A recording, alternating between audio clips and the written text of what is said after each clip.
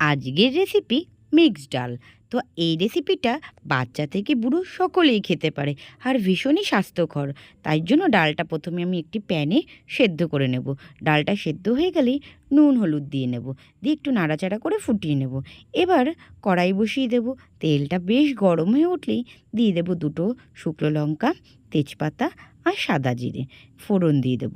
ফোড়নটা হয়ে গেলেই দেব 2 থেকে 3টে টমেটম, পেঁয়াজ কুচি আর 2 থেকে 3টে রসুন কুচি, সামান্য পরিমাণে কাঁচা লঙ্কা। যে যেরকম ঝাল খাবে সেই পরিমাণেই দেবে। এবার এগুলো ভালো করে ভাজা ভাজা করে নেব।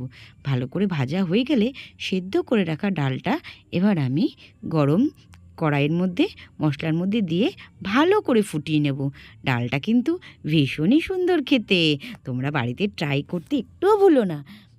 এবার ডালটা ফুটে উঠলেই সামান্য পরিমাণে ধনেপাতা দিয়ে নামিয়ে নিলেই আমার রেসিপিটা কমপ্লিট। এবার তোমরা গরম গরম পরিবেশন করতে পারবে। তো চলো, রেসিপিটা তোমাদের কেমন লাগলো ট্রাই করে কমেন্ট বক্সে জানাতে কিন্তু ভুলো না।